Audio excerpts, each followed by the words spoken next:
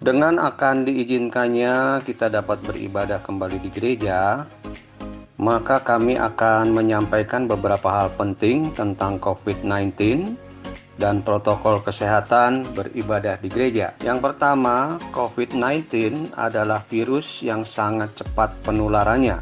Menular dari orang yang terinfeksi kepada orang lain melalui droplet, yaitu butiran air yang sangat kecil yang keluar dari mulut dan hidung saat batuk dan bersin, melalui kontak fisik, yaitu jabat tangan atau cium pipi, atau memegang benda yang terkena cipratan droplet.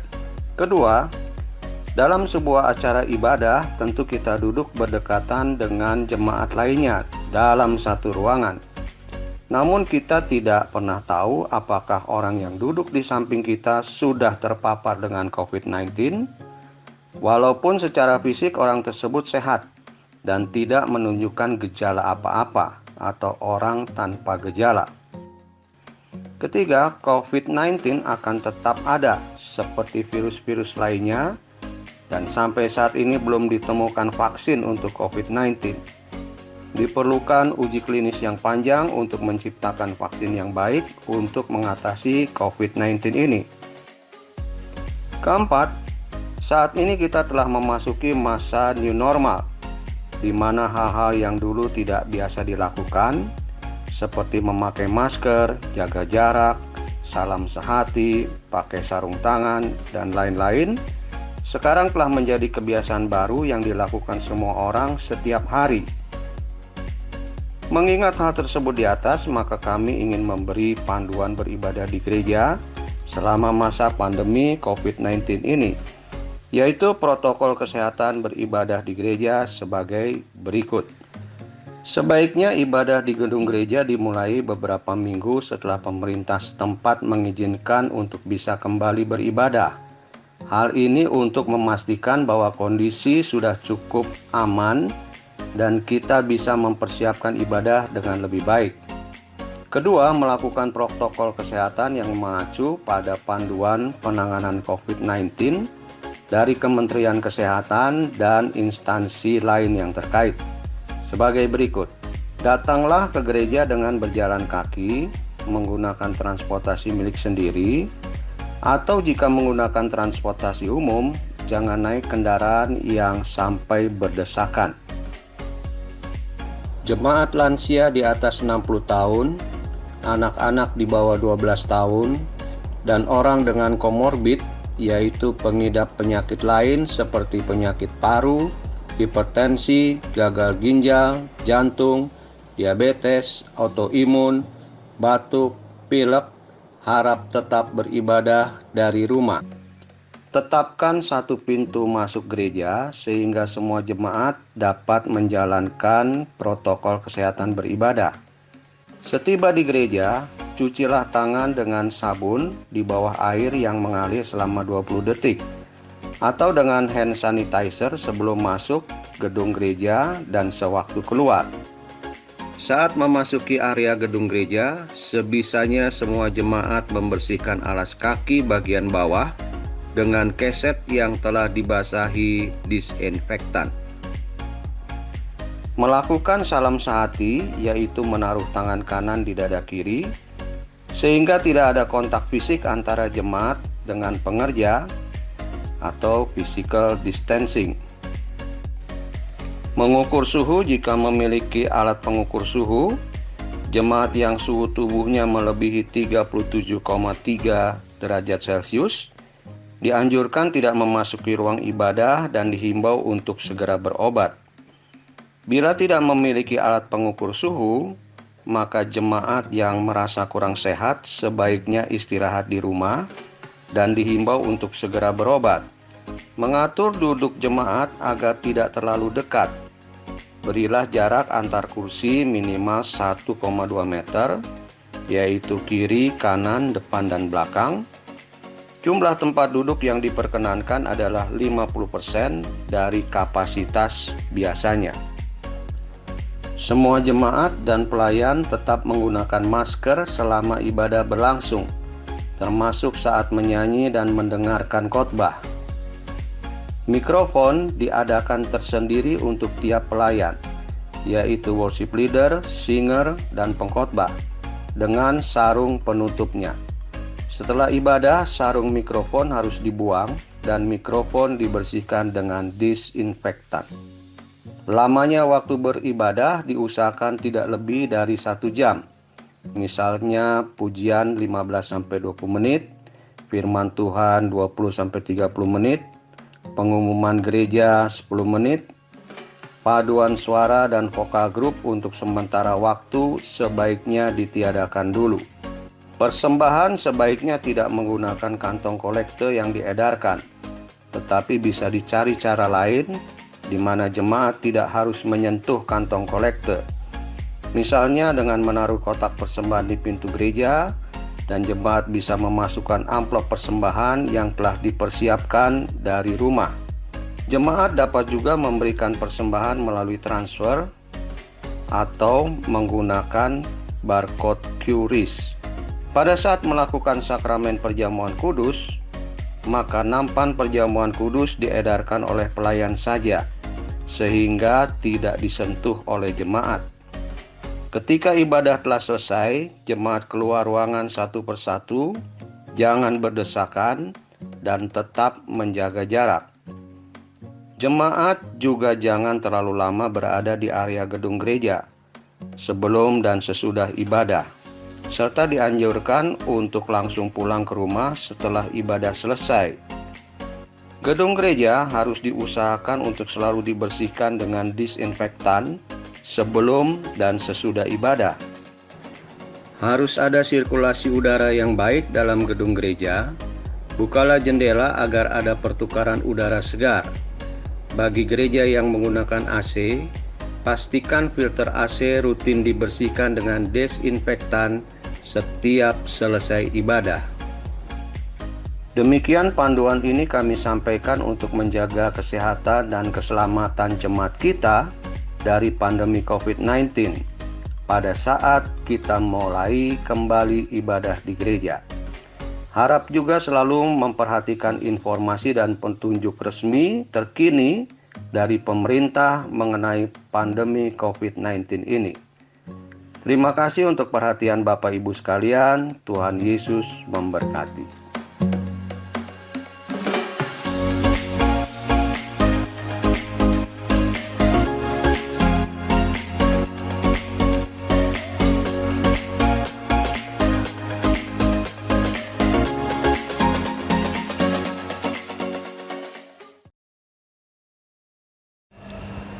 Shalom saudara-saudara sekalian, senang bertemu dengan Anda bersama-sama di dalam persekutuan hari Minggu pada hari ini.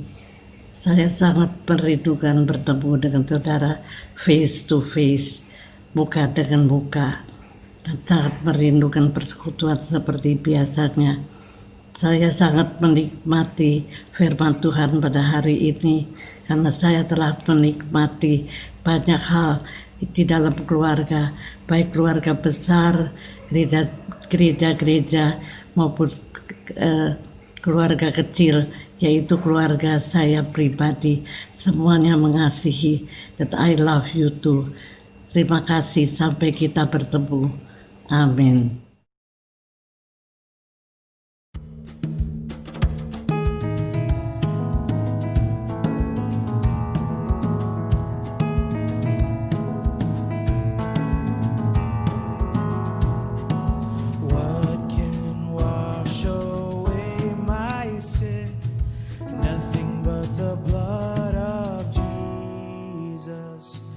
What can make me whole again?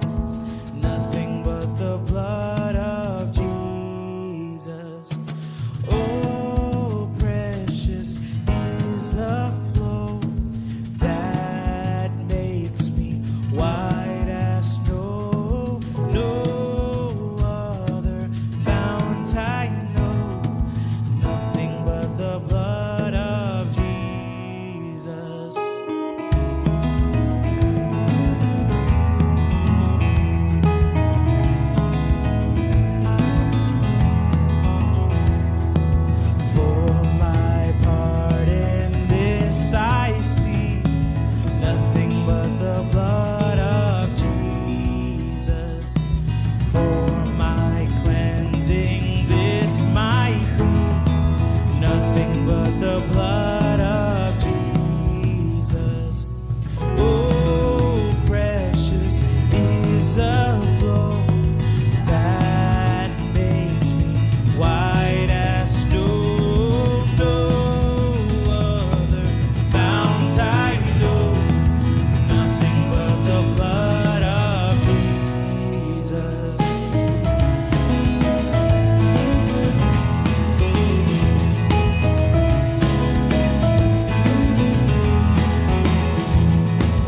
Nothing can for sin atone, nothing but the blood of Jesus.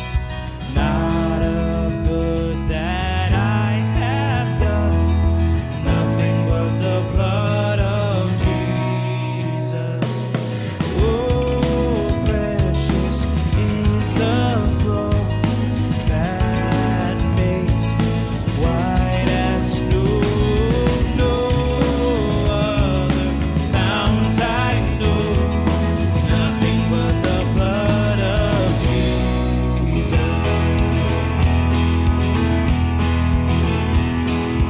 This is all my hope and peace, nothing but the blood of Jesus. This is all my righteousness, nothing but the blood of Jesus. Oh, precious is the flow that makes me white as snow. No other fount I know, nothing but the blood of Jesus.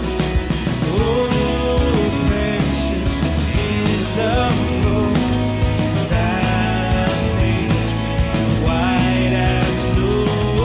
No other fount I know, nothing but the blood of Jesus.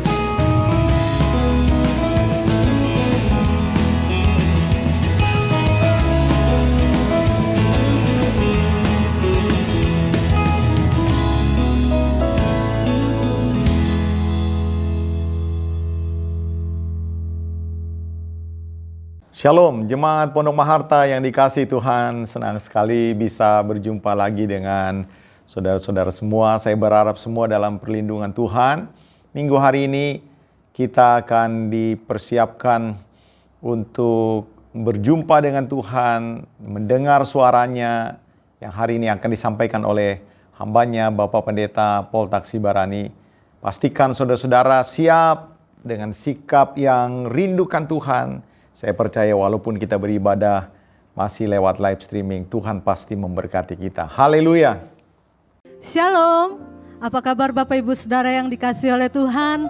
Puji Tuhan, sukacita yang besar kita boleh berjumpa saat ini dalam kasih dan anugerah Tuhan. Saya percaya dimanapun kita berada, kita diberkati dan dilawat oleh Tuhan luar biasa. Amin saudara, mari datang kepada Tuhan bersama dengan seluruh keluarga kita untuk memuji dan menyembah Tuhan, amin.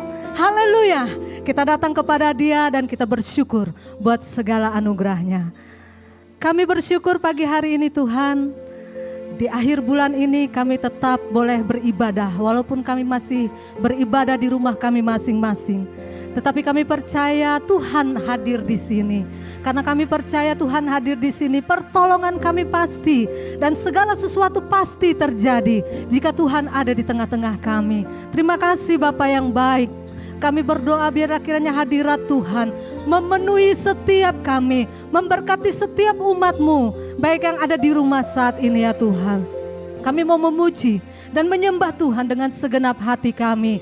Biar Tuhan mendengar setiap pujian dan penyembahan kami yang kami naikkan hanya bagi nama Tuhan Yesus Kristus. Haleluya. Amin. Amin. Haleluya. Kami renungkan setiap kebaikan-Mu dalam hidup kami. Engkau Allah yang luar biasa ya Tuhan. terpujilah namamu. Haleluya. Mari bersama-sama kata, ya Tuhanku, aku hendak bernyanyi bagimu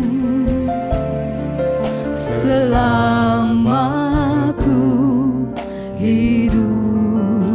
Mari katakan, ya Allahku, aku hendak bermazmur bagimu selagi ku ada.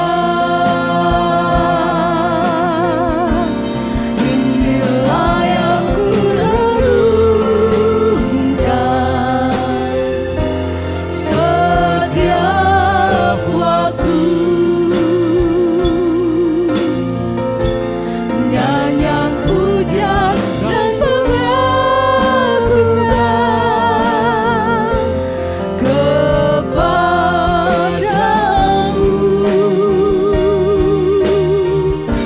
Biarlah manis kau dengar Tuhan, manis kau dengar Tuhan, dan hatiku bersuka karenamu.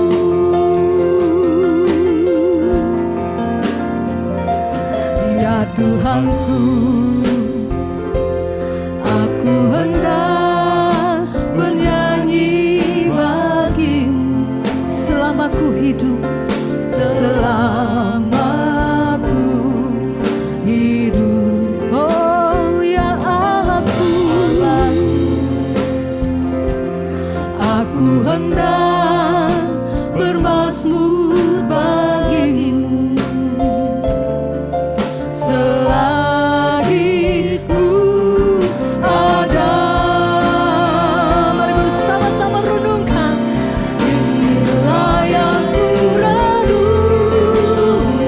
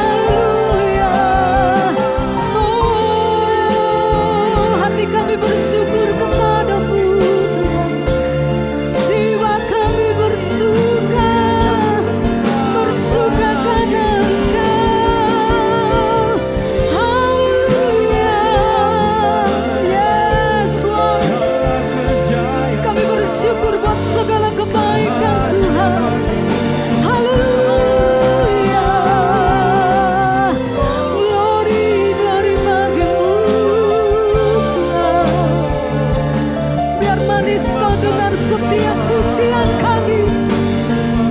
Hati kami bersyukur kepadamu Tuhan. Haleluya, haleluya. Kau layak kami puji dan kami sembah. Thank you Jesus. Terima kasih Tuhan. Glory bagimu.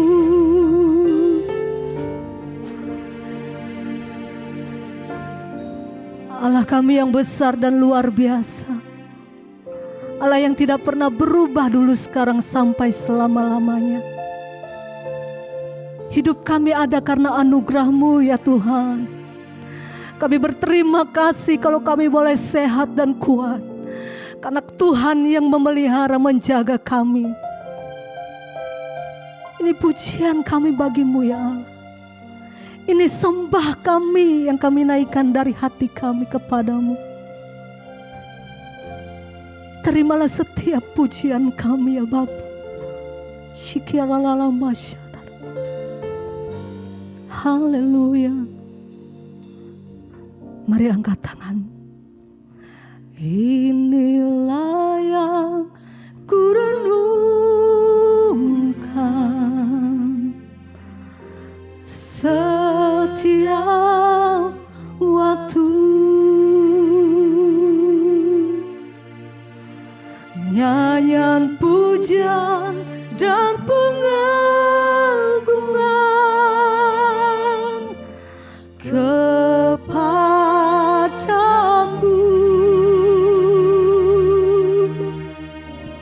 Biarlah manis kau dengar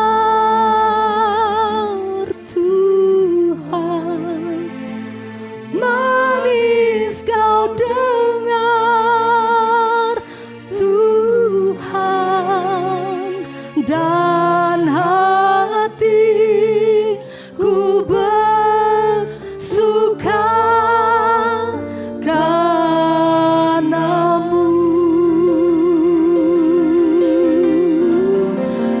Inilah yang ku renungkan dengan segenap hatimu setiap waktu. Terima kasih pujian dan pengagungan kepadamu.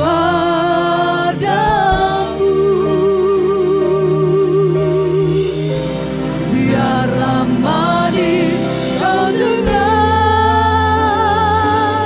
Tuhan. Manis kau dengar, manis kau dengar Tuhan.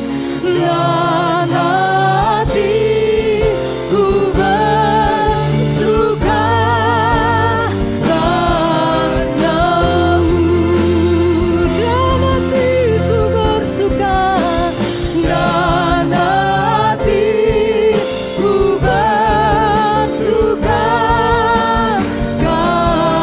karenamu. Dan hatiku bersuka, hatiku bersuka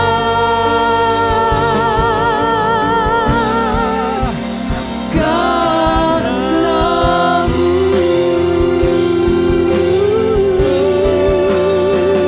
Haleluya. Berikan sorak-sorai bagi Tuhan. Haleluya. Haleluya. Terima kasih Tuhan. Dalam nama Yesus Kristus kami siap untuk bersuka cita memuji Tuhan. Bersama-sama kita katakan amin. Haleluya, haleluya. Saudara siap untuk menerima sukacita yang besar daripada Tuhan, amin. Haleluya. Kita naikkan pujian pengagungan kita bagi Dia. Mari kita bangkit berdiri bersama-sama yang ada di rumah. Katakan, sukacita surga memenuhi tempat ini. Haleluya. Semua bertepuk tangan buat Tuhan ya.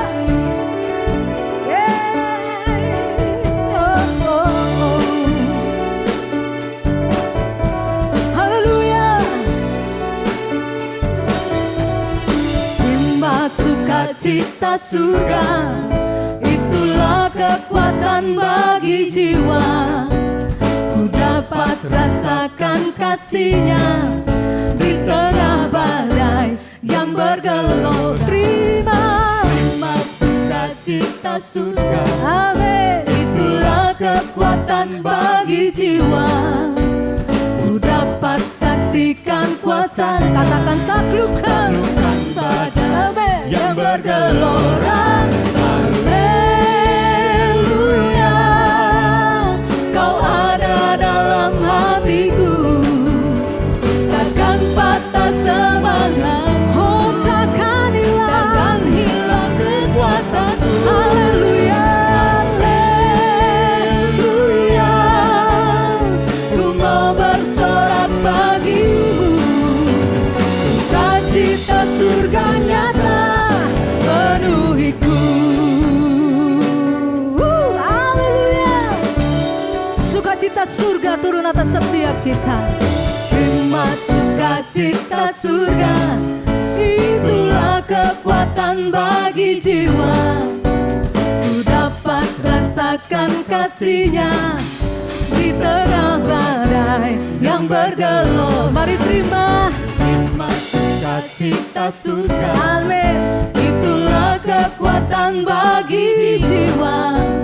Ku dapat saksikan kuasa-Nya, taklukkan badai yang bergelora. Haleluya, Kau ada dalam hatiku. Takkan patah semangatku, takkan hilang kekuatanku. Haleluya,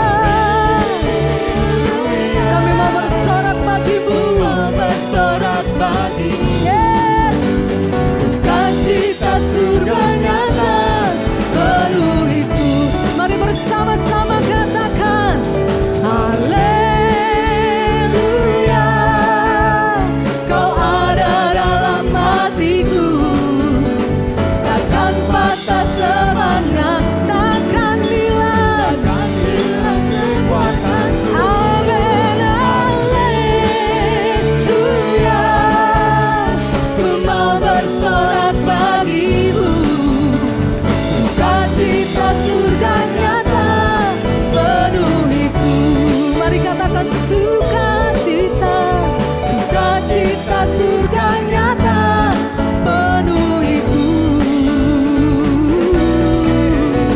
Sukacita surga nyata penuhiku. Amin, haleluya. Sekali lagi tepuk tangan buat Tuhan kita Yesus Kristus. Haleluya, haleluya. Puji Tuhan, silakan duduk Bapak Ibu Saudara yang dikasihi oleh Tuhan. Allah kita luar biasa. Bersama keluarga kita mau tetap melayani Tuhan. Amin saudara.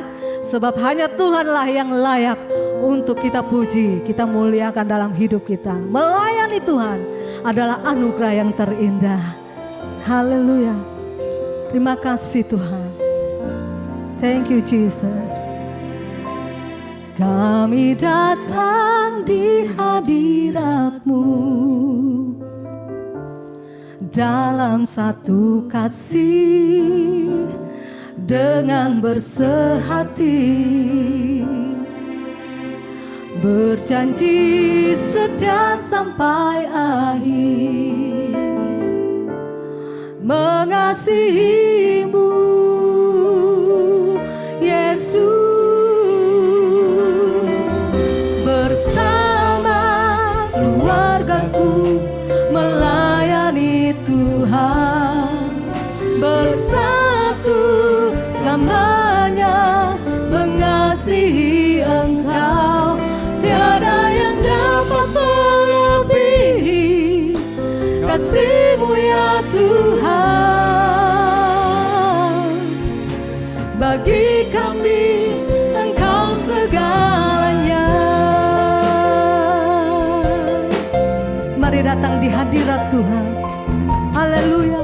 Kami datang di hadirat-Mu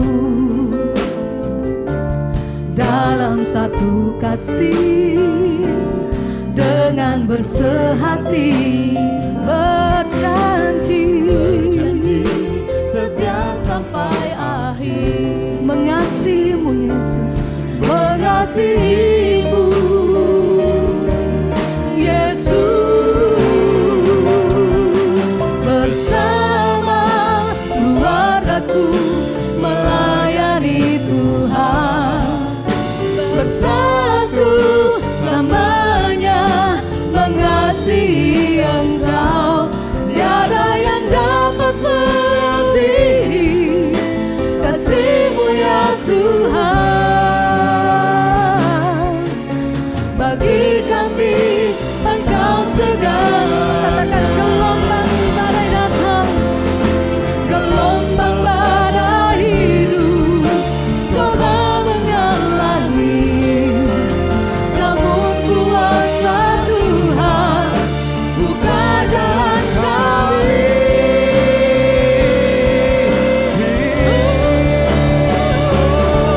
Bersama keluargaku melayani Tuhan, bersatu selamanya mengasihi Engkau. Tiada yang dapat melebihi kasih-Mu ya Tuhan.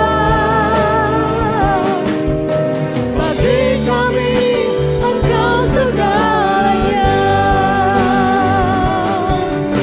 bagi kami Engkau segalanya, bagi kami Engkau segalanya.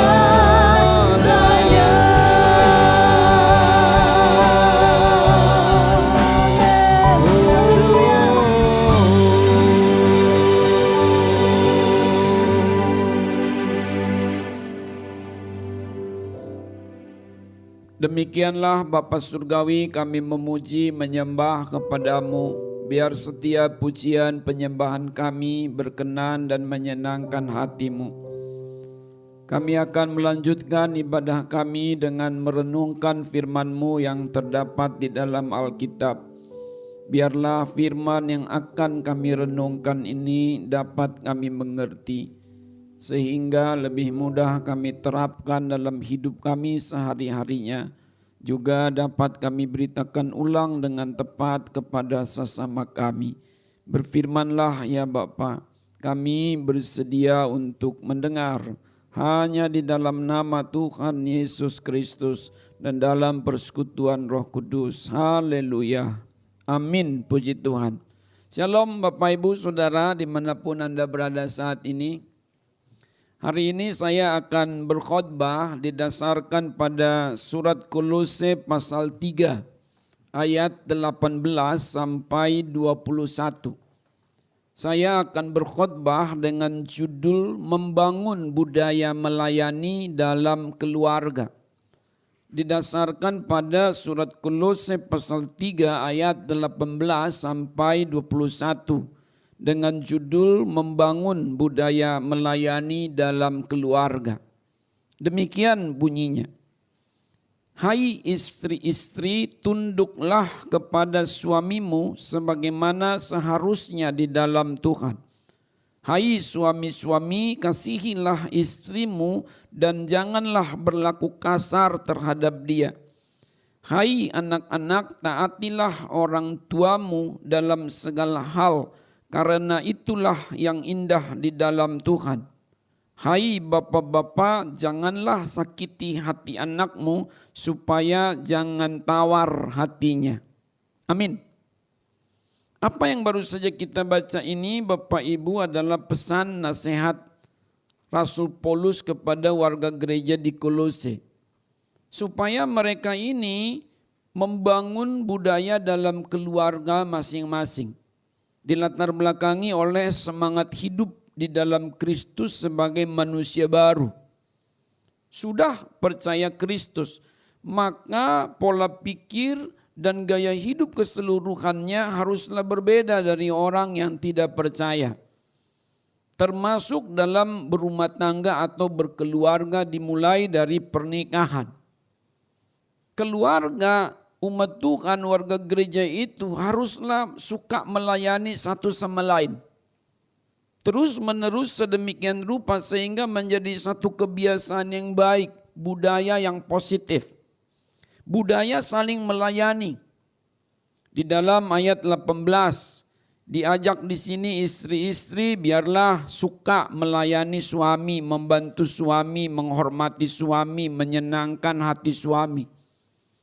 Dalam ayat 19, suami-suami biarlah suka melayani istrinya, membantu istrinya, menyenangkan bagi istrinya.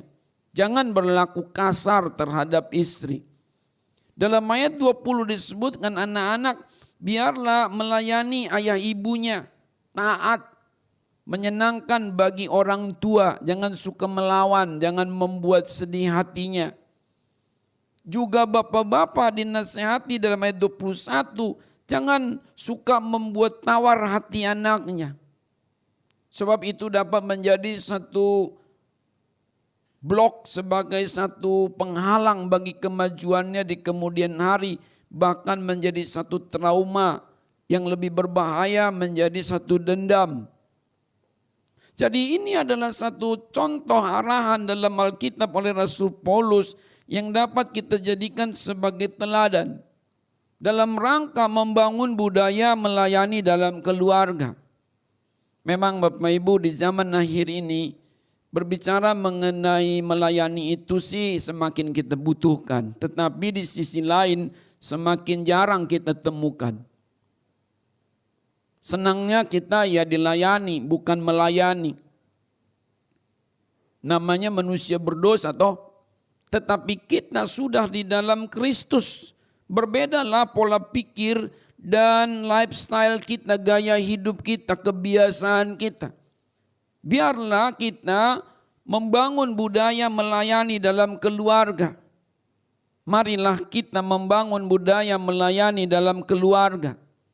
Yang menjadi pertanyaan di sini adalah bagaimanakah kita membangun budaya melayani dalam keluarga itu?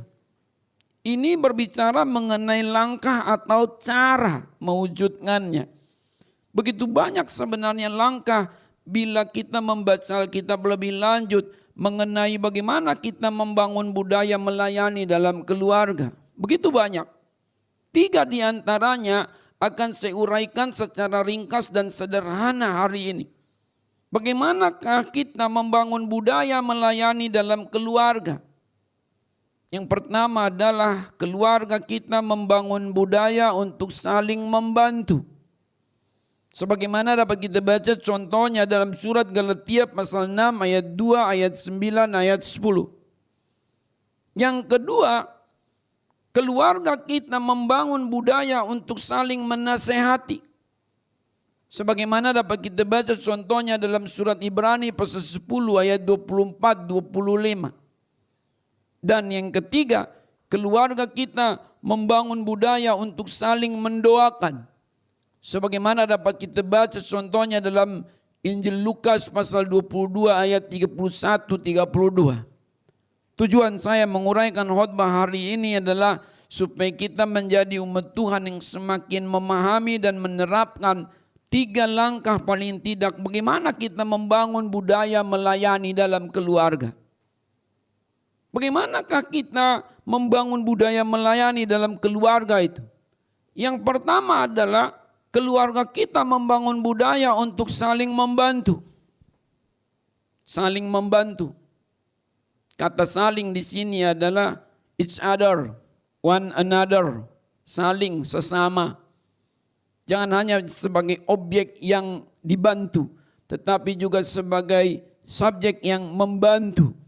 Sebaliknya, bersedialah juga menerima bantuan dikala perlu dan dikala mau dibantu oleh sesama. Dalam hal ini mulai tadi dalam keluarga. Surat Galatia pasal 6 ayat 2, ayat 9, ayat 10 adalah contoh yang sangat penting untuk kita baca mengenai hal ini. Surat Galatia pasal 6 ayat 2, 9, 10. Demikian. Bertolong-tolonganlah menanggung bebanmu. Demikianlah kamu menuruti hukum Kristus. Bertolong-tolonganlah menanggung bebanmu, demikianlah kamu memenuhi hukum Kristus. Ayat 9, janganlah kita jemu-jemu berbuat baik, karena apabila sudah datang waktunya kita akan menuai jika kita tidak menjadi lemah. Karena itu selama masih ada kesempatan bagi kita, marilah kita berbuat baik kepada semua orang, tetapi terutama kepada kawan-kawan kita seiman. Kembali kepada ayat 2. Kristus itu punya hukum. Kristus itu punya hukum, banyaknya hukum Kristus. Hukum Kristus ada yang bersifat doktrinal, tetapi banyak juga yang bersifat praktikal. Dan antara yang doktrinal dengan praktikal ini jangan ada kontradiktif. Jadi pengetahuan agamawi biarlah itu teraplikasi dengan baik dalam hidup sehari-hari. Jangan teorinya saja yang bagus seperti ahli Taurat misalnya. Begitu indahnya mereka menafsir kitab suci, tetapi tak satu pun yang dilakukannya dalam hidup sehari-hari. Tuhan marah. Makanya disebut di sini, kalau kamu mau melaksanakan hukum Kristus, cobalah praktekkan dalam hal ini tadi, bantulah sesamamu. Biarlah kamu juga bersedia dibantu bila mana perlu. Ini dalam konteks keluarga, saling tolong menolong. Sesama dalam keluarga. Dalam ayat 9 dikatakan, jangan jemu-jemu berbuat baik. Karena upahnya akan diterima nanti, bukan sekarang. Kalau kita baca ayat 9 ini semacam satu pertandingan yang terus menerus harus diikuti ronde demi ronde hingga berada di penghujung, dan di penghujunglah dia dapat pialanya kah, hadiahnya kah, mahkotanya kah. Kamu akan menerima upah jikalau kamu tidak lemah. Lanjutkan perbuatan baikmu, kamu akan menerima upah kemudian. Jangan setengah jalan kamu nanti tidak menuai. Lalu dalam ayat 10 dikatakan apa? Berbuat baik itu, menolong sesama itu adalah satu kesempatan. Selagi masih ada kesempatan, ayo tolong keluarga kita. Meskipun di dalam ayat 10 dikatakan berbuat baik kepada semua orang, tetapi terutama kepada kawan-kawan seiman, ini jangan disalah tafsirkan. Sebenarnya maksud ayat ini adalah karena ini merupakan surat khusus penggembalaan kepada warga gereja di Galatia, maka dikatakan mulailah dari gereja, konteks gerejawi. Tetapi kalau kita berbicara mengenai keluarga, ayat 10 bagian akhir ini maksudnya adalah mulailah dari keluarga. Terutama dahulukanlah keluargamu sendiri dalam konteks rumah tangga keluarga. Semua ada komunitas dan kepentingannya masing-masing. Bicara konteks gerejawi, mulai dong dari anggota gereja kita sendiri berbuat baik itu. Jangan bicara gede-gede orang luar, orang sana, orang jauh, di dekat sendiri diabaikan. Begitu pula soal keluarga. Biar kita mendahulukan keluarga kita. Karena semua orang punya keluarganya sendiri sebagai bagian yang melekat dengan dia sebagai tanggung jawabnya. Mengapa kita lebih mendahulukan tetangga daripada keluarga sendiri? Jangan salah tafsir, jangan salah paham. Tentu ayat 10 ini diawali dulu tadi. Selama masih ada kesempatan bagi kita, marilah kita berbuat baik kepada semua orang. Tetapi dahulukanlah orang terdekat kita. Start with the nearest of us. Siapa yang paling dekat dengan kita? Ya keluarga lah. Dalam konteks keluarga, ayah kita kah, ibu kita kah, suami kita kah, istri kita kah, ayah ibu mertua kita kah, anak-anak kita, saudara-saudara kita, kakak, adik, ipar-ipar. Dahulukan keluarga kita. Itu maksudnya di sini. Kalau kita mau membudayakan melayani, sikap melayani dalam Alkitab dikatakan cobalah berbuat sesuatu secara konkret.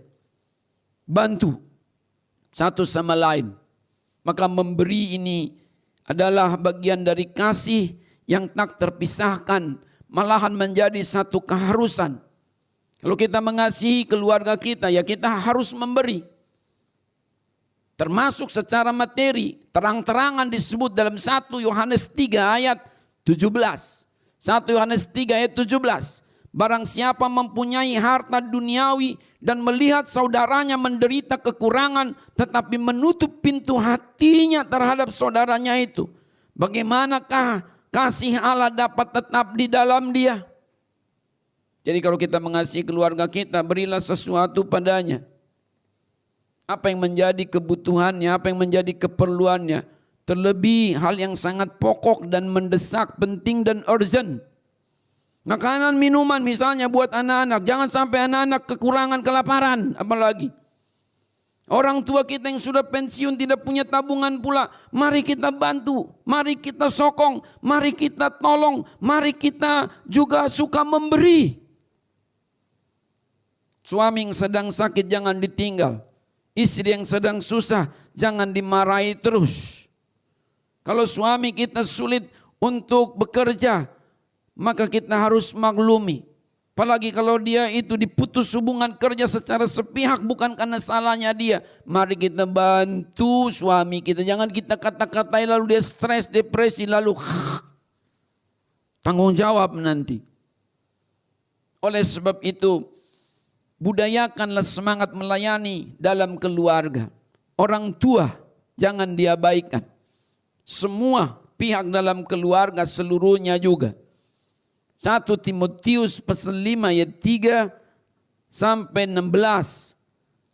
Saya baca beberapa ayat dari antaranya. 1 Timotius 5 ayat 3. Hormatilah janda-janda yang benar-benar janda. Maksudnya di sini kalau kita baca adalah orang-orang yang sudah tua, renta, tidak punya akan tabungan, tidak punya pekerjaan lagi. Harus dihormati, dibantu.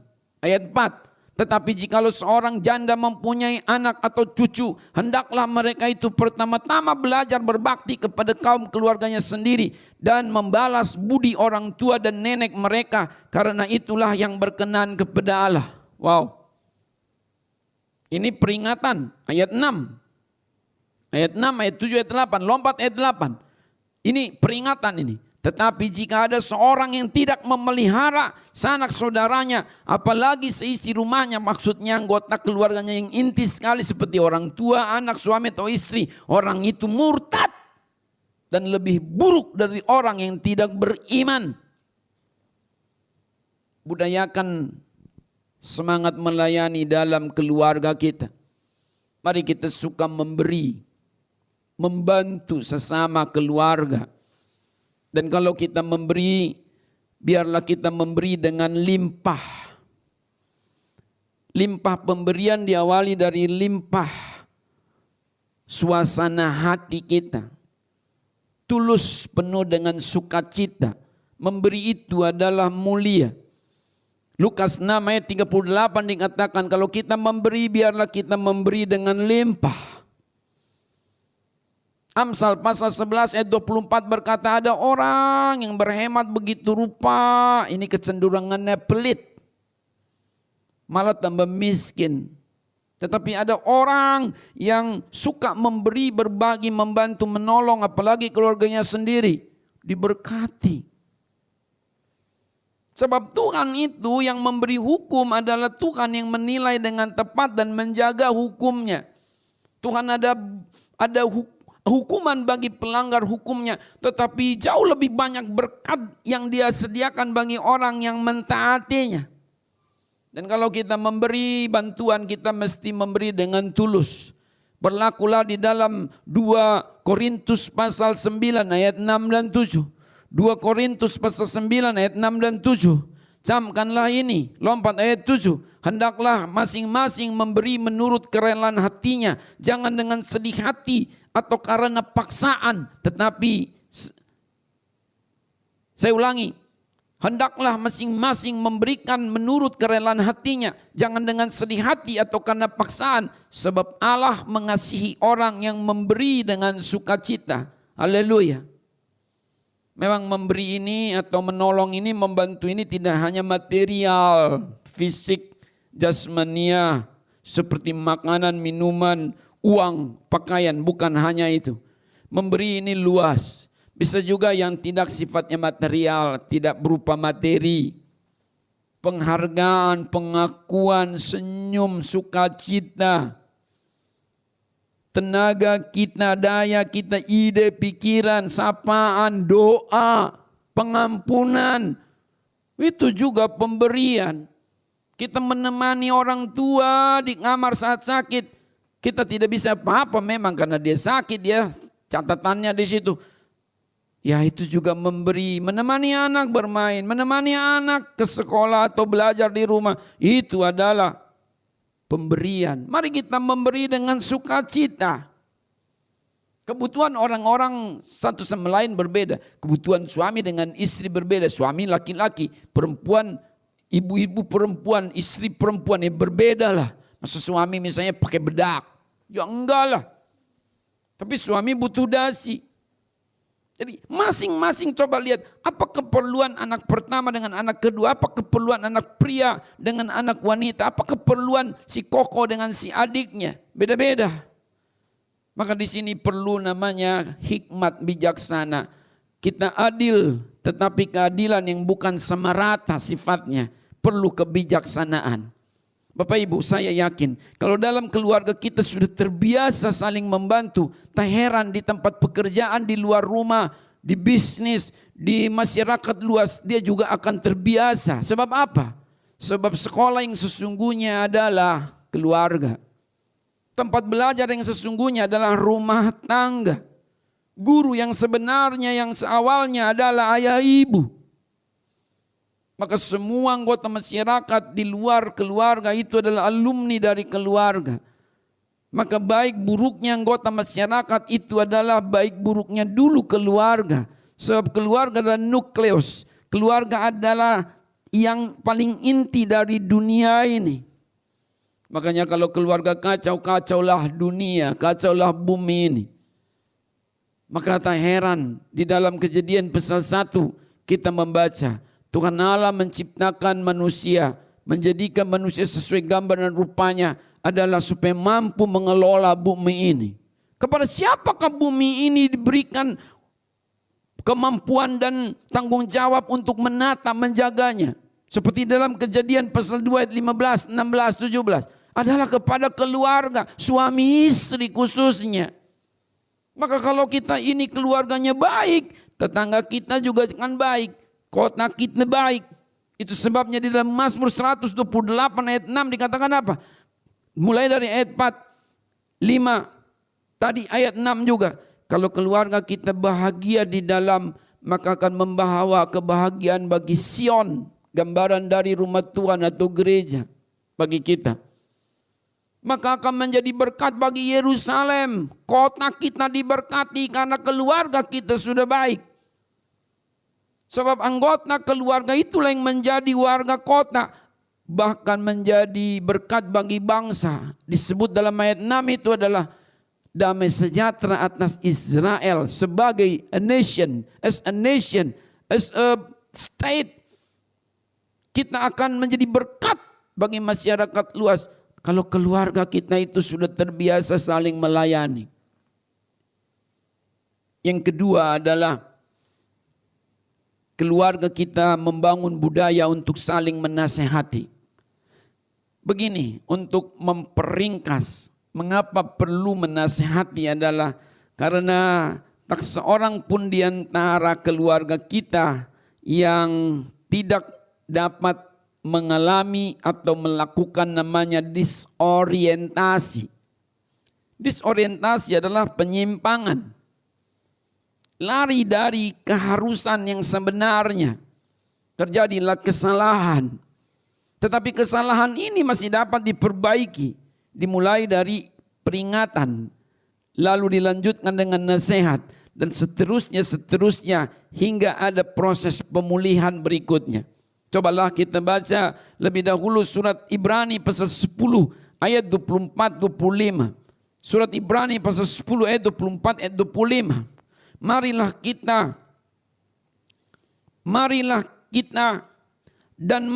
kita saling memperhatikan supaya kita saling mendorong dalam kasih dan dalam pekerjaan baik. Janganlah kita menjauhkan diri dari pertemuan-pertemuan ibadah kita seperti dibiasakan oleh beberapa orang, tetapi marilah kita saling menasihati dan semakin giat melakukannya menjelang hari Tuhan yang mendekat. Haleluya. Dimulai dari manakah gerangan nasihat ini? Perhatikan ayat 24. Dimulai dari saling memperhatikan. Saling memperhatikan dilanjutkan saling mendorong, kemudian saling menasehati. Jadi kalau tidak saling memperhatikan, bagaimana kita tahu bahwa orang itu sudah mengalami disorientasi atau lari dari sasaran atau melakukan penyimpangan? Maka kita harus saling memperhatikan. Perhatikanlah anak-anak kita masih pada jalurnya tidak. Perhatikanlah orang tua kita masih dalam jalurnya tidak. Perhatikanlah suami atau istri kita masih dalam jalurnya tidak. Sebab orang bisa mengalami penyimpangan. Saya pun demikian. Karena kita hidup di dunia ini banyak faktor pemicu yang membuat kita bisa salah jalan. Bukan sekedar menyimpang dari jalan itu. Salah jalan. Malahan ada yang bertolak belakang. Harusnya dia maju, dia mundur. Harusnya dia ke kiri, ke kanan. Tetapi kita punya keyakinan bahwa semua penyimpangan masih dapat dipulihkan, dibenarkan, dibuat dia menjadi baru kembali di dalam Tuhan seperti layaknya seperti sedia kala. Perhatikan satu sama lain, maka jangan tinggalkan suamimu, jangan tinggalkan istrimu, jangan biarkan orang tuamu, jangan biarkan anak-anakmu. Perhatikan, awasi, lihat. Jangan biarkan terus menerus sendirian, apalagi sudah terbawa arus dibiarkan. Menasehati. Setelah kita tahu ada penyimpangan, mari kita menasehatinya. Menasehati itu indah karena itu bagian dari kasih. Amsal pasal 27 ayat 5. Amsal pasal 27 ayat 5. Disebutkan di sini demikian. Lebih baik teguran yang nyata-nyata daripada kasih yang tersembunyi. Sederhananya ayat ini mau berkata apa? Kalau kita saling mengasihi, kita saling menasihati loh. Jangan ngaku-ngaku saudara tapi saling membiarkan. Biar aja terjerumus, biar aja dia mati, biar aja dia ketangkap, biar aja dia najis, biar aja dia salah, biar aja dia masuk neraka. Ini bukan keluarga lagi namanya.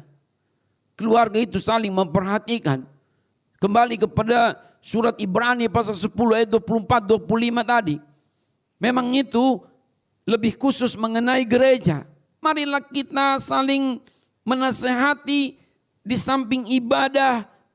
Semakin kita lakukan nasihat, menasehati saudara seiman. Makanya tadi itu konteks pada gereja. Tetapi tidak ada salahnya dan boleh saja, malahan baik sekali kalau kita juga adopsi itu berbicara mengenai keluarga. Sebab dapat dimaklumi kalau para rasul penulis surat perjanjian baru lebih banyak mereka berbicara langsung kepada gereja. Tetapi tugas kita kemudian mengaplikasikannya dalam seluruh lini kehidupan kita, bidang di mana kita tinggal. Nah, kalau hari ini kita lebih fokuskan atau berbicara lebih banyak mengenai kehidupan keluarga, yuk kita saling menasihati dalam keluarga.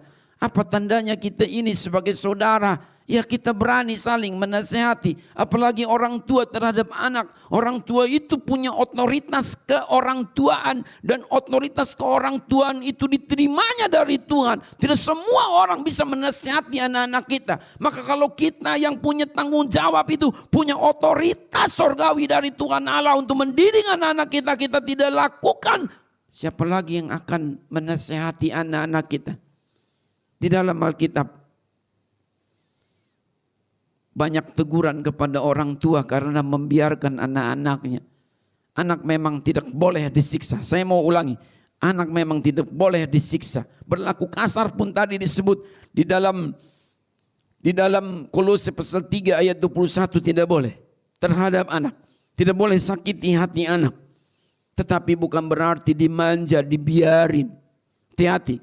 Kita harus menasehati anak-anak kita atau keluarga kita.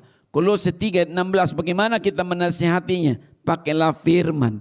Hendaklah perkataan Kristus diam dengan segala kekayaannya di antara kamu, sehingga kamu dengan segala hikmat dapat mengajar, menegur seorang akan yang lain. Jadi kita ini kalau menasehati jangan pakai pengalaman pribadi, pengetahuan sendiri. Pakailah firman, karena firman itulah kebenaran dan firman itulah yang berkuasa untuk menegur. Berdoalah juga supaya ada kuasa Roh Kudus, karena Roh Kuduslah yang berkuasa menginsafkan orang akan dosanya.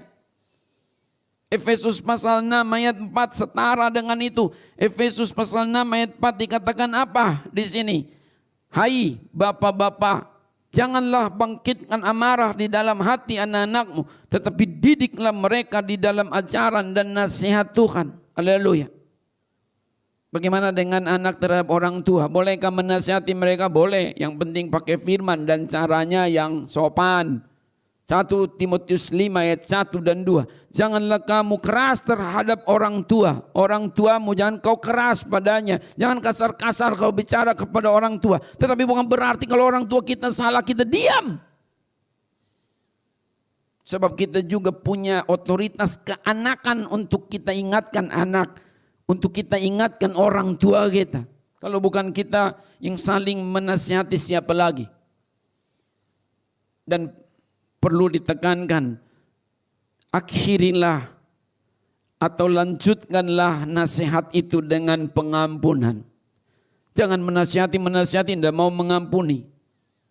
Menasihati, tidak mau menerima kembali. Kita harus mengampuni. Sebab mengampuni itu adalah perilaku Kristus bagi kita. Kolose 3 ayat 13, sabarlah kamu seorang terhadap yang lain. Dan apabila ada orang bersalah, ampunilah dia sebagaimana kamu telah menerima pengampunan dari Kristus. Matius pasal 5 ayat 44 dikatakan apa? Jangan kamu seperti orang luar yang biasa membenci musuhnya, tetapi kasihilah musuhmu dan berdoalah bagi orang yang mengutuki kamu. Wow, itulah anak-anak Allah yang sejati. Karena menurut Matius 5 ayat 9, anak-anak Allah adalah anak-anak pembawa damai. Berbahagialah orang yang membawa damai, karena mereka akan disebut sebagai anak-anak Allah. Berapa kalikah kita mengampuni? Ya, berkali-kali. Bahkan terus menerus. Segenap hati kita. Tidak cukup hanya 7 kali. Petrus mengusulkan 7 kali. Matius 18 ayat 22. Tetapi Tuhan berkata apa? Matius 17, saya ulangi. Petrus mengusulkan 7 kali. Tetapi Tuhan berkata apa? Tidak cukup hanya 7 kali. Harus 70 kali, 7 kali. Matius 18 ayat 21 dan 22. Pengampunan itu adalah karakter Tuhan untuk kita bagi kepada sesama kita. Kita boleh suatu saat menyalahkan orang yang salah, tetapi bukan berarti kita merasa suci sendirian. Dan kalau toh kita merasa suci, bagilah kesucian itu melalui nasihat dan pengampunan. Jangan biarkan keluarga kita terus disorientasi, lama-lama mereka terjerumus.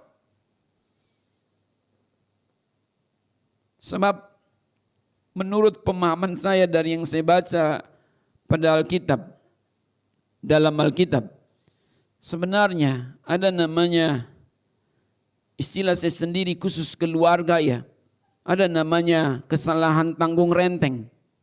Contoh, kalau suami kita zina, istri kita nyeleweng, ini agak keras contohnya, tapi harap maklum. Kalau suami kita zina, istri kita nyeleweng, memangnya itu tidak ada urusan dengan kita apa?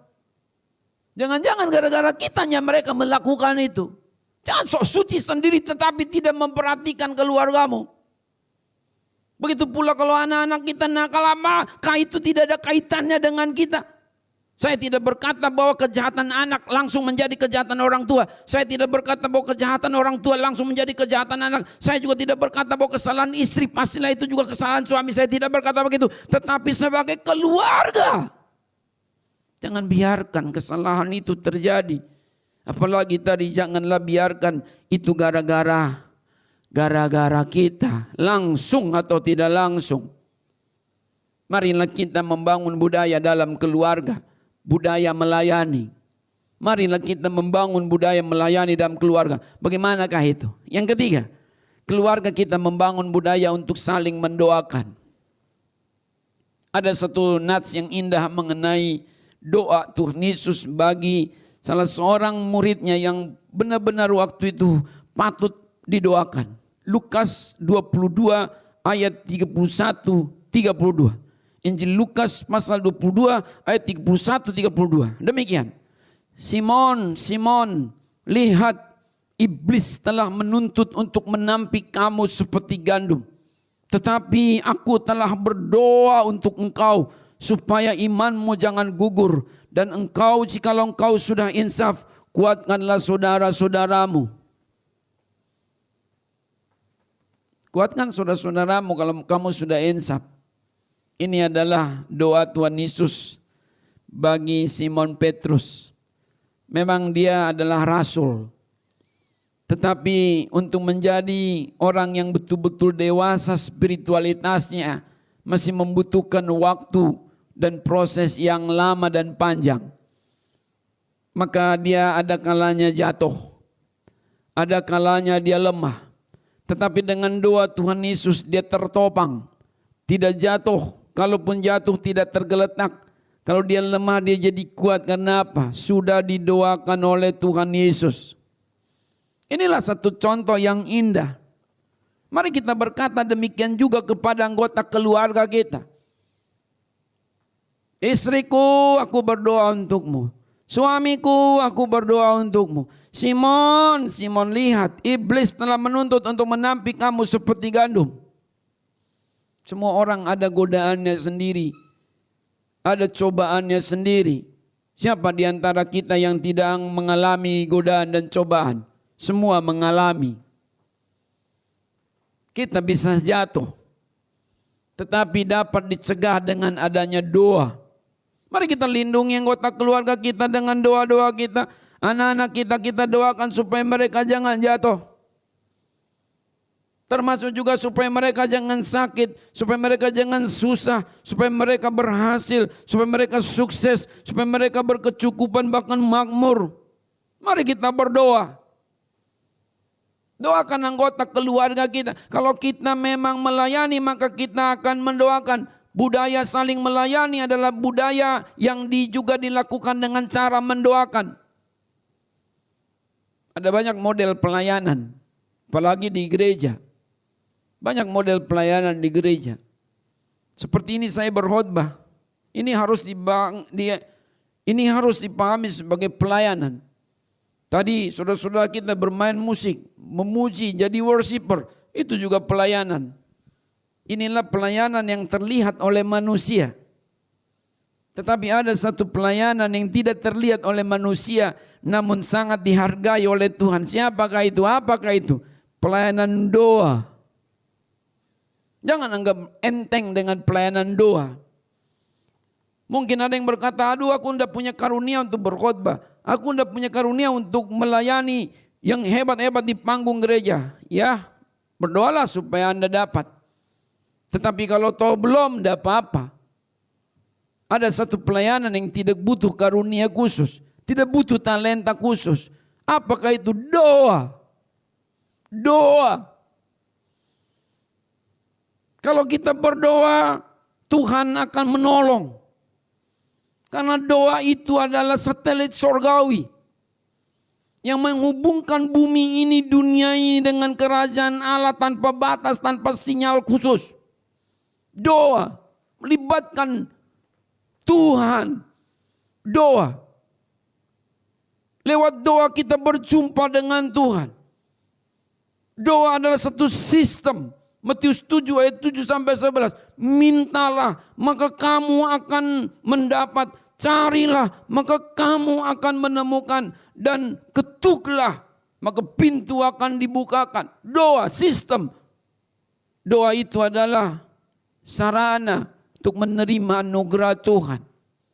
Kalau kita benar mengasihi dalam keluarga kita, maka kita akan mendoakan. Berdoa ini sangatlah baik, mulia. Ada banyak makna di balik doa.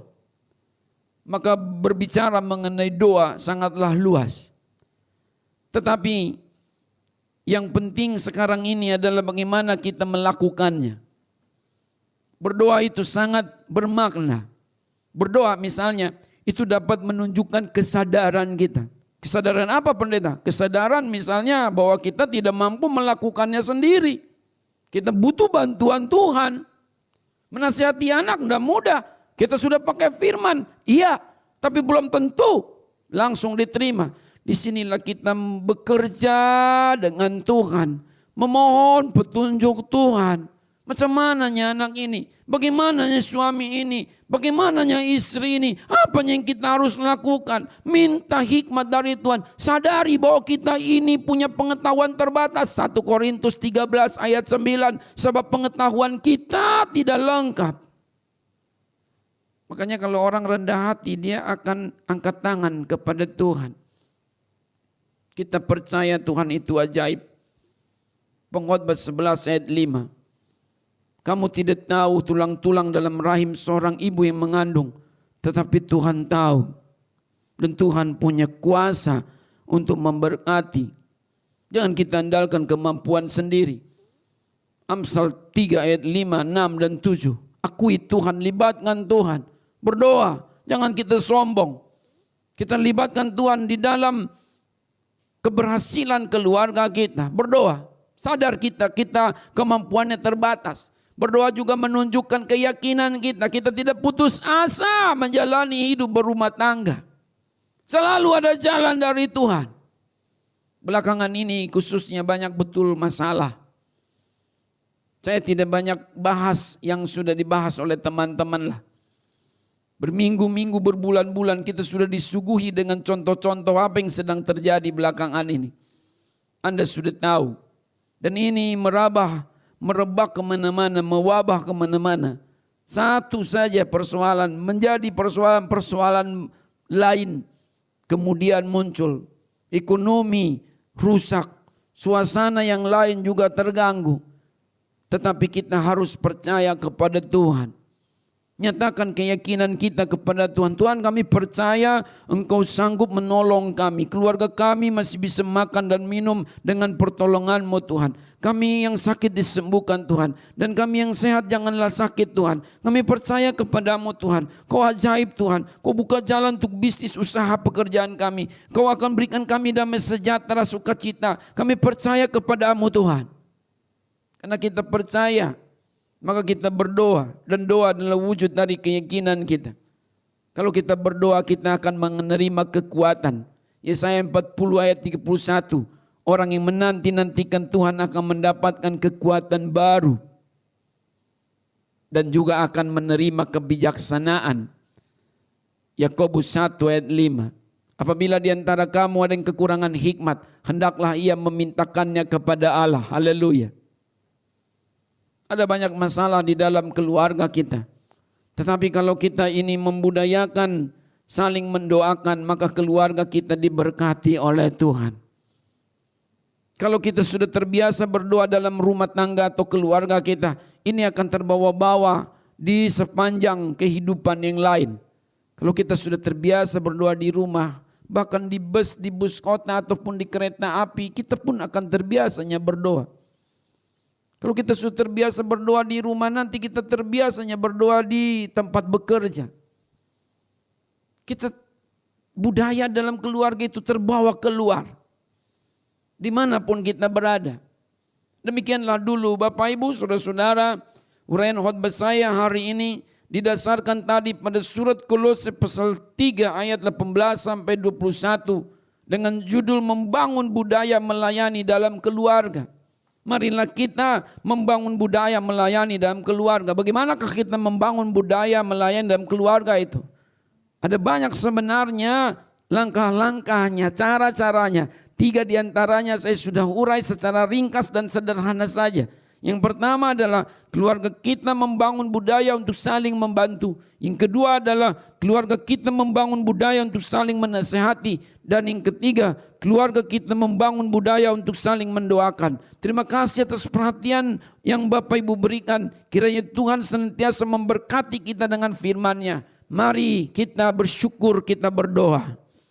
Bapa di dalam surga, kami sudah renungkan firman-Mu supaya kami membangun semangat saling melayani, berbudaya melayani dalam keluarga. Biarlah firman ini tidak begitu saja kami dengar. Ada Roh Kudus yang mengurapi kami ketika mendengar. Kami memberi hati dan pengertian kami untuk diisi oleh firman-Mu supaya kami mengertinya. Dengan demikian kami dapat melakukannya. Kami rindu keluarga kami memiliki budaya yang alkitabiah, budaya saling melayani, sehingga kami tidak kekurangan, sehingga kami boleh hidup dalam kasih sayang, dan kami juga berdampak positif bagi sesama kami, gereja dan masyarakat luas. Terpujilah Bapa di atas segala-galanya, di dalam nama Tuhan Yesus Kristus, dalam persekutuan Roh Kudus. Haleluya. Amin. Puji Tuhan.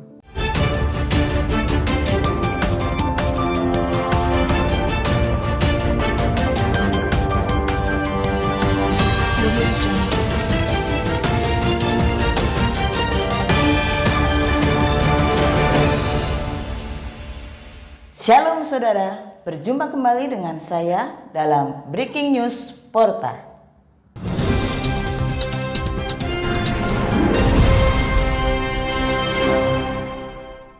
Saudara, hari ini kita telah diberkati dengan firman Tuhan yang luar biasa yang telah disampaikan oleh hambanya, Bapak Pendeta Poltak Sibarani.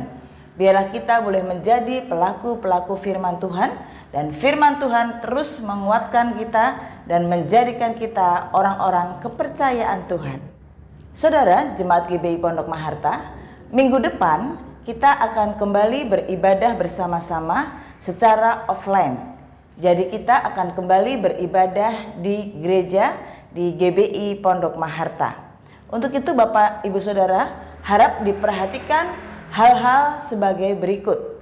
Kita akan mengikuti protokol kesehatan dan diwajibkan kepada setiap saudara mengikuti setiap tahapan-tahapan yang akan ditayangkan sebentar lagi, dan minggu depan kita akan diberkati firman Tuhan yang luar biasa oleh hambanya Bapak Pendeta John Max Titale. Dan kita akan mengikuti ibadah bersama-sama dan menikmati perjamuan kudus. Saksikan tahapan-tahapan simulasi untuk mengikuti protokol kesehatan di mana Bapak Ibu dapat mengikuti ibadah dalam gedung gereja. Yang pertama-tama, berikan salam sehati. Bapak Ibu Saudara, salam sehati adalah seperti yang diperagakan Given dan Tari. Yang berikutnya, Bapak Ibu Saudara, saya mau sampaikan bahwa masker yang benar bukan seperti yang dipakai oleh Given, ya. Kalau kain seperti ini tidak diperbolehkan. Jadi yang betul, Bapak Ibu bisa pakai kain masker 3 lapis. Nah, ini cukup tebal, atau masker yang seperti ini, ya. Yang berikutnya, gereja tidak menyediakan masker.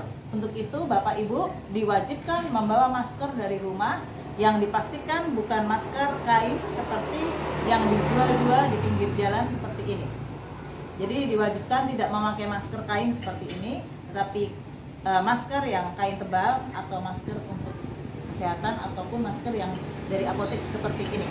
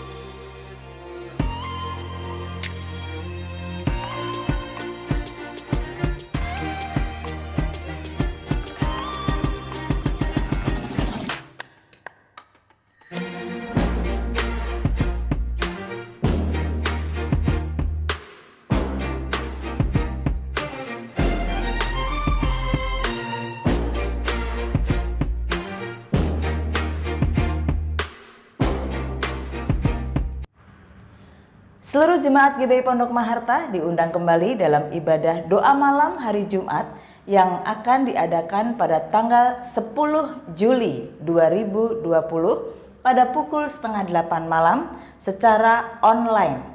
Kita akan ibadah bersama-sama via Zoom, dan Jumat depan yang akan melayani firman Tuhan akan dilayani oleh Bapak Pendeta Pembantu Dr. Dedi Kurniawan.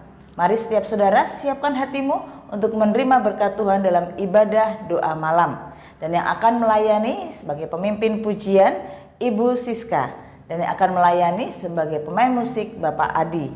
Mari kita bersama-sama untuk berdoa syafaat, dan kita tetap satukan hati kita berdoa untuk bangsa dan negara. Untuk adik-adik sekolah minggu, jangan patah semangat ya. Tetap semangat, tetap sukacita, walaupun mungkin engkau kangen sama teman-temanmu satu dengan yang lain, engkau masih tetap bisa berjumpa dalam ibadah online. Nikmati ibadah online pada hari Minggu pukul 9, dan minggu depan yang akan menyampaikan firman Tuhan adalah Mami Andri. Ya, siapkan hatimu adik-adik untuk menerima berkat Tuhan, dan pastikan setiap cerita adik-adik saksikan dengan seksama. Atas nama Gembala Sidang dan seluruh jemaat, kami mengucapkan Happy Birthday kepada setiap saudara-saudara yang berulang tahun di minggu ini. Happy Birthday. Ups, ada yang spesial dalam minggu ini.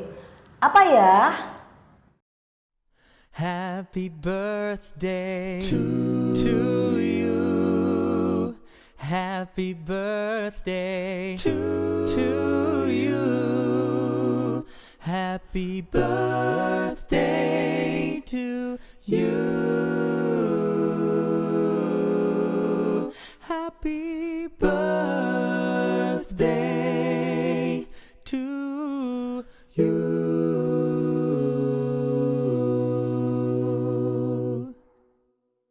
Happy birthday Bapak Gembala. Selamat ulang tahun, Tuhan Yesus memberkati. Dan tetap semangat diurapi dalam pelayanan. Selamat ulang tahun Bung Joni.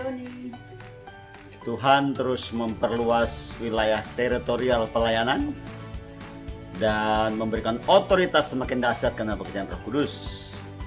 Kita terus bergairah untuk misi kerajaan Allah, saling menopang dan saling menguatkan untuk gerejanya. Sekali lagi, Tuhan memberkati. Haleluya. Happy birthday Pak John. Selamat ulang tahun yang ke-52. Tetap sehat, tetap semangat, panjang umur, sukses dalam keluarga, sukses dalam pelayanan dan penggembalaan, sukses dalam karir dan masa depan. Tuhan Yesus selalu memberkati Bapak dan keluarga serta jemaat. Amin. Shalom. Melalui kesempatan ini, saya ingin mengucapkan selamat ulang tahun untuk Pak Joni yang berulang tahun pada tanggal 27 Juni dalam usia yang ke-52. Sangat jelas penyertaan Tuhan dalam kehidupan Pak Joni untuk memberikan kesehatan, dan Tuhan pakai begitu dahsyat. Happy birthday Papi. Panjang umur, sehat selalu.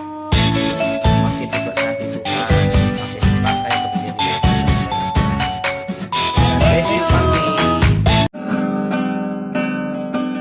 Kami selalu berdoa agar Dia pimpin langkahmu, padamu Papi, selamat ulang tahun. Happy birthday. Selamat ulang tahun, Papi. Tuhan Yesus memberkati. Happy birthday Papi. Semoga di umur yang ke-52 tahun ini pelayanannya semakin mantap lagi, semakin diberkati, semakin bijaksana dalam membimbing dan menjadi gembala di GBI Pondok Maharta. terutama menjadi mentor untuk anak-anak seperti saya ini. God bless, thank you Papi. Shalom Pak John Maksitale, kami keluarga Yafi menyatakan selamat ulang tahun hari jadi. Bahkan hari-hari, bulan-bulan, tahun-tahun, tahun berganti tahun tetap dalam berkat Tuhan Yesus yang dahsyat dan ajaib. Selama-lamanya kami ucapkan selamat ya Pak John, all of you dan seluruh keluarga besar dan jemaat Tuhan yang Tuhan layani. Melalui Anda, God bless you ya. Sampai ketemu. Haleluya. Tuhan Yesus pasti berkati. Amin. Selamat ulang tahun kepada yang kami kasihi, Bapak Gembala kami, Bapak Rohani kami, Bapak Pendeta John Maksitale. Kiranya Tuhan Yesus terus memberikan kekuatan, kesehatan, sukacita, damai sejahtera yang berlimpah, dan kiranya terus menjadi berkat dimanapun melayani. Selamat ulang tahun Pak John, Tuhan Yesus berkati. Shalom Pak John. Hari ini tentunya adalah hari yang sangat berbahagia untuk Pak John, karena pada hari ini usia Pak John bertambah 1 tahun menjadi 52 tahun. Perjalanan yang cukup panjang, yang tentunya banyak sekali kenangan yang indah yang tidak mudah dilupakan. Pada hari yang berbahagia ini, saya Ibu Yulia dan teman-teman dari PRI Hati Kudus mengucapkan selamat hari ulang tahun yang ke-52. Semoga Bapak panjang umur, sehat dan kuat, diberkati dalam keluarga, dalam pelayanan dan dalam segala hal. Shalom, salam semangat terutama kepada Pak John yang berulang tahun yang ke-52 ya. Wow, luar biasa. Saya dari GBI On The Rock, Sydney, Australia ingin mengucapkan selamat ulang tahun. Tuhan Yesus selalu memberkati Pak John dan memberikan apa yang menjadi kerinduan Pak John. Sesuai dengan Mazmur 20 ayat 5. Kiranya diberikannya kepadamu apa yang kau kehendaki dan dijadikannya berhasil apa yang kau rancangkan. Dan saya percaya itu bisa menjadi rema bagi Pak John untuk tahun yang baru ini. Haleluya. Dan selamat ulang tahun, happy birthday. Shalom. Shalom. Saya bersama istri mengucapkan selamat ulang tahun yang ke-52 tahun untuk Pak John. Selalu sehat, terus dalam pemeliharaan Tuhan. Tuhan Yesus memberkati ya. Happy birthday Pak John. Kepada Bapak Pendeta John Maksitale, pembimbing rohani saya mengucapkan selamat panjang umur di hari ulang tahun yang ke-52 tahun. Tuhan Yesus luar biasa memberi berkat kepada Bapak dan seluruh keluarga. Kami percaya di tahun-tahun yang akan datang, Tuhan akan tetap membimbing dan memberkati Bapak supaya menjadi panutan kami semua. Sekali lagi Pak John Maksitale, selamat ulang tahun, Tuhan Yesus memberkati. Amin. Happy birthday, happy birthday, happy birthday to you. Selamat ulang tahun suamiku, tambah ganteng dan semakin diurapi Tuhan. Happy birthday Papa. Semoga selalu sehat dan diberi hikmat. Happy birthday Bapak, main bulu tangkisnya jago. Happy birthday Bapak, semoga selalu diberi hikmat, tetap sehat, tetap ganteng. Seluruh jemaat dan seluruh staf pengembalaan mengucapkan happy birthday Bapak Gembala. Biar kiranya sehat selalu, usia yang ke-52 tahun ini semakin dipakai Tuhan dengan luar biasa, semakin dahsyat dalam pelayanan. Tuhan menaruh hatinya dalam hati Bapak Gembala. Biar kiranya terus dipercayakan mengembalakan GBI Pondok Maharta dan mengembalakan domba-dombanya Tuhan. Demikianlah Breaking News Porta minggu ini. Berjumpa kembali dengan saya dalam Breaking News Porta minggu depan. Tetap semangat, salam sehat. Tuhan Yesus memberkati. Puji Tuhan, kita telah mendengar pesan Tuhan yang kuat untuk kita hari ini. Bagaimana Tuhan mau kita hidup bersama-sama, satu keluarga, semuanya bersama-sama mencari Tuhan. Semuanya terbiasa melayani. Itu sebabnya pesan Tuhan hari ini bukan berlalu begitu saja. Mari bersama-sama, bahu-membahu, orang tua dengan anak, ya suami istri, mari bersama-sama ikut membiasakan melayani dimanapun kita berada. Nah, saudara-saudara, bertepatan dengan persiapan minggu depan kita akan kembali beribadah di gereja. Mari kita bersuka cita karena hampir 4 bulan kita beribadah live streaming. Itu sebabnya doakan supaya kurva pandemi ini semakin melandai. Daerah Pondok Aren dan sekitarnya juga bukan merupakan daerah merah, maka bersama-sama kita akan beribadah pada minggu depan. Pastikan saudara-saudara antusias, semuanya sudah dipersiapkan supaya kita beribadah lebih giat lagi, lebih antusias lagi. Kita akan akhiri ibadah pada hari ini. Mari tundukkan hati kita, kita mau berdoa dan sekaligus menutup ibadah kita siang hari ini. Bapa di sorga, terima kasih Tuhan untuk pesan-Mu pada siang hari ini. Kami mau meresponinya Tuhan. Kami mau bersama-sama satu keluarga membiasakan diri untuk membangun perilaku kebiasaan melayani. Bukan cuma di gereja Tuhan, dimanapun kami ditempatkan. Kami boleh melayani sesama untuk kesukaan Tuhan. Kami berdoa Tuhan buat hamba-Mu, Bapak Pendeta Poltak Sibarani yang sudah Tuhan pakai menjadi berkat. Tuhan jamah, Tuhan pakai terus menjadi berkat dimanapun hamba-Mu melayani. Kami doakan Tuhan buat persiapan ibadah pada hari Minggu besok Tuhan, di mana kami juga akan melakukan perjamuan kudus. Walaupun Tuhan ini perdana, tapi kami percaya kami boleh mempersiapkan diri dengan baik.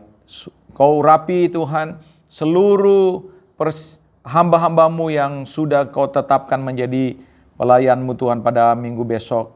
Persiapan-persiapan yang telah dilakukan Tuhan sendiri yang menyempurnakan. Berikan kami antusias, berikan kami keberanian bahwa Tuhan sanggup melindungi kami dari bahaya virus corona ini. Terima kasih Bapak, tidak lupa kami berdoa Tuhan buat Ibu Gembala senior kami, Ibu Oli Mesak, Tuhan berkati. Dalam masa tuanya tetap Tuhan pelihara, Tuhan memberikan kekuatan kesehatan. Kami doa Tuhan Yesus untuk setiap pelayan-pelayan Tuhan yang sudah melayani hari ini. Kami berdoa Tuhan buat seluruh aktivitas seminggu ke depan Tuhan dari sidang jemaat Tuhan.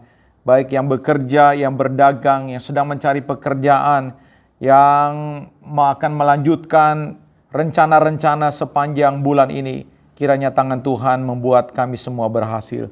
Berkati yang berulang tahun sepanjang minggu ke depan Tuhan, supaya mereka semakin bertambah-tambah, semakin mengasihi Tuhan, sehingga apa saja yang mereka kerjakan Tuhan berhasil dan nama Tuhan dipermuliakan. Sebentar kami akan kembali melanjutkan aktivitas kami sepanjang hari ini. Kami mohonkan berkat Tuhan menyertai. Itu sebabnya saudara-saudara, terimalah berkat rahmat anugerah dari Bapa kita di sorga, cinta kasih sayang Tuhan Yesus Kristus, serta pertolongan pengurapan Allah Roh Kudus yang akan memimpin, menolong, menyertai kita dan membuat apa saja yang kita kerjakan berhasil, mulai hari ini, besok, dan bahkan sampai selama-lamanya. Haleluya, amin. Sampai berjumpa kembali minggu depan.